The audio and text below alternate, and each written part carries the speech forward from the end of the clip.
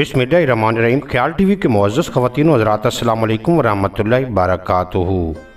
मैं हूं आपका दोस्त मोहम्मद अली खिज़र। आज की इस वीडियो में पंजाब के हकीकी हीरो निज़ाम लोहार के बारे में बात करेंगे।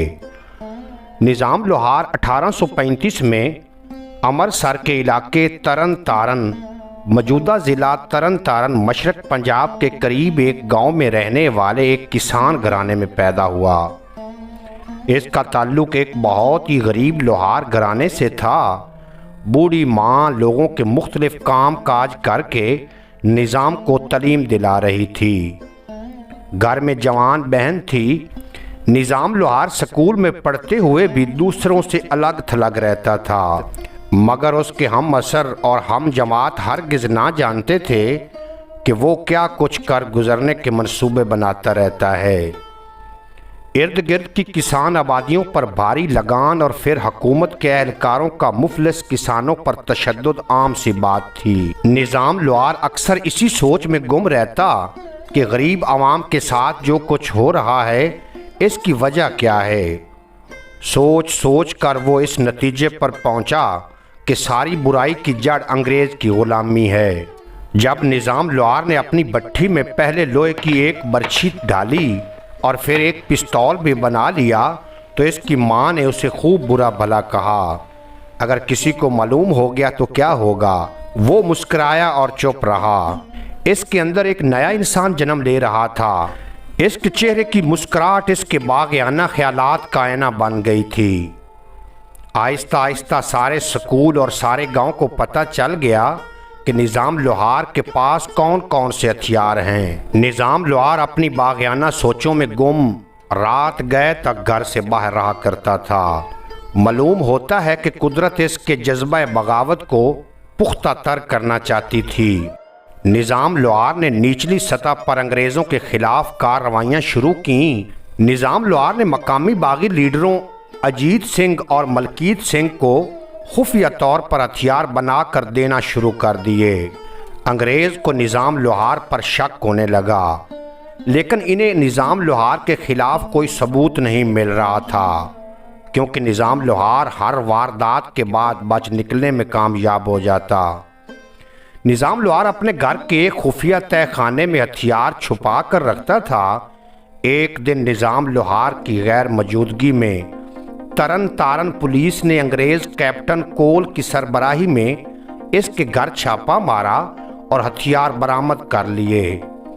कैप्टन कोल ने निज़ाम लोहार की मां और बहन पर बहुत ज़्यादा तशद्दुद किया, जिसके नतीजे में निज़ाम लोहार की मां दम तोड़ गई। चुनाचा रात को जब निज़ाम लोहार वापस आया तो देखा कि मां मर चुकी है और जवान बहन के कपड़े तार तार हैं। बहन ने बताया कि तुम्हारे पीछे अंग्रेज़ पुलिस कप्तान आया था। उसने घर की तलाशी लेकर तुम्हारी पिस्तौल और बर्छी ढूंढ निकाली और मां को इस कदर मारा कि वो मर गई। निज़ाम लोहार के लिए ये वाक़या उसकी ज़िंदगी का फैसला कुन मोड़ था।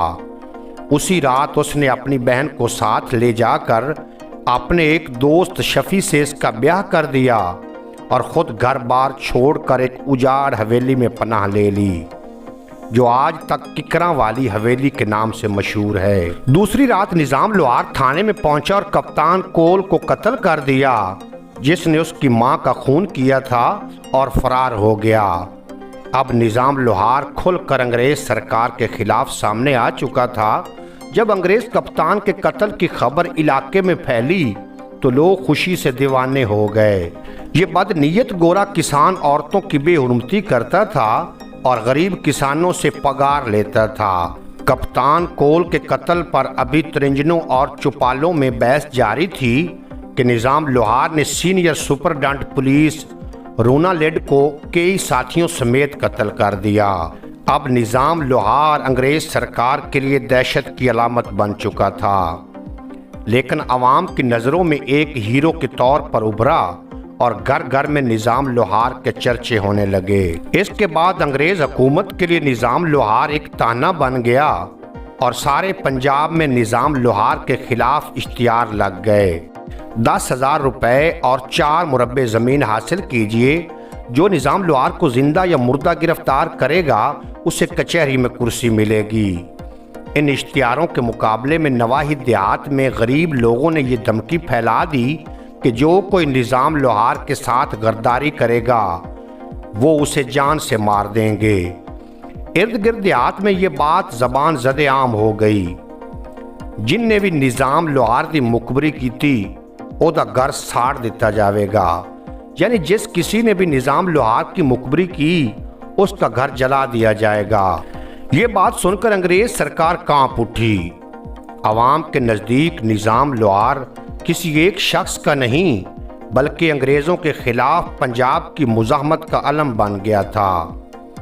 ایک رات پولیس نے تحصیل پٹی کے ایک قبرستان پر چھاپا مارا، مگر نظام لوہار اس اڈے کو چھوڑ کر موزہ سوہی کی طرف چل دیا۔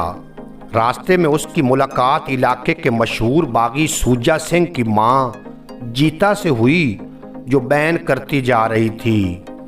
نظام لوہار نے وجہ پوچھی تو جیتا نے بتایا کہ سوجا سنگھ کو پولیس گرفتار کر کے لے گئی ہے۔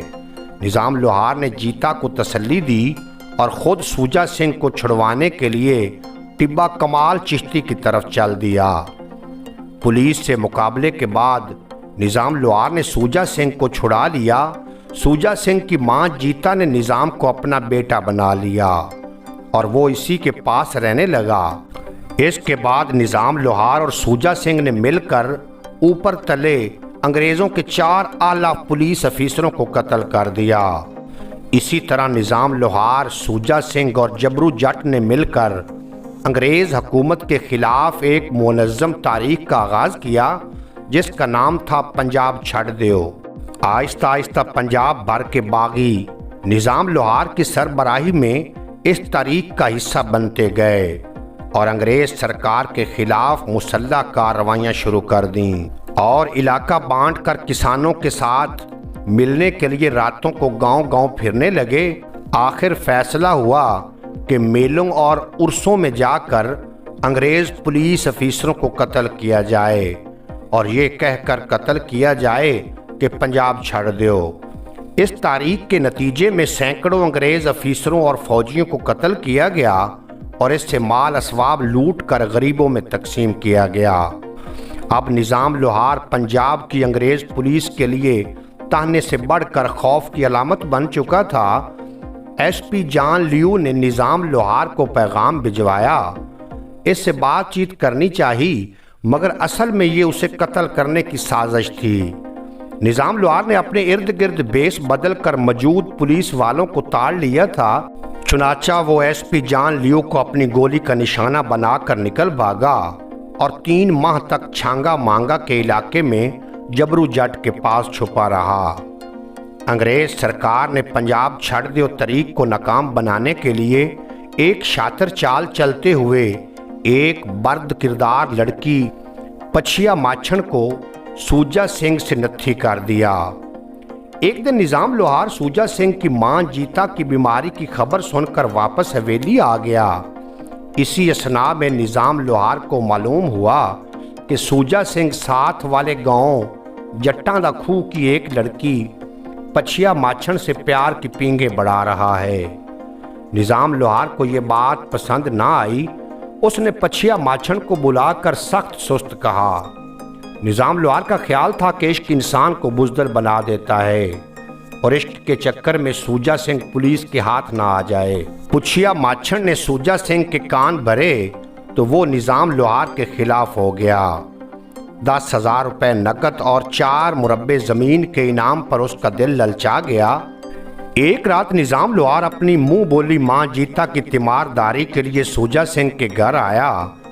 سوجا سنگھ نے تھانہ بڑیالہ میں اطلاع دے دی کہ نظام لوہار آج ہمارے ہاں بطور مہمان ٹھہرا ہوا ہے اور کل وہ کالے کھو واپس چلا جائے گا۔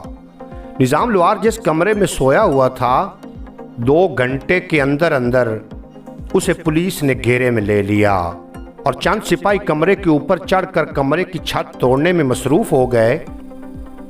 اس نے گھوڑی کو بھگانے کے لیے سیٹی ماری۔ گھوڑی تیزی سے دروازے کی طرف بڑھی تو لوہے کا تانبیہ دروازے کی چوکھٹ سے ٹکرا گیا۔ نظام لوہار زخمی ہونے کے بعد بے ہوش ہو کر کمرے کے اندر ہی گر پڑا۔ پھر کیا تھا، पुलिस 48 घंटे तक उस कमरे पर गोलियां बरसाती रही। तीसरे दिन निज़ाम की लाश को पोस्टमार्टम के लिए कसूर सिविल हॉस्पिटल में लाया गया। निज़ाम लोहार की लाश को सिविल अस्पताल कसूर में पहुंचाने के बाद पुलिस वापस थाने आ गई। सूजा सिंह भी इनाम हासिल करने के लिए थाने पहुंच गया। जबरू जट को पुलिस पहले ही गिरफ्तार कर चुकी थी। इधर जब सूजा सिंह की मां जीता को पता चला कि उसका मुंह बोला बेटा निज़ाम लोहार उसके हकीकी बेटे सूजा सिंह की गद्दारी की वजह से मारा गया है, तो जीता के लिए ये एक मुश्किल तरीन लम्हा था। एक तरफ उसके हकीकी गद्दार बेटे की ममता थी और दूसरी तरफ उसके मुंह बोले धरती बेटे की शहादत का गम था। जीता ने अपने धर्मी बेटे के हक में फैसला देकर पंजाब धरती की एक अजीम मां होने का सबूत दिया।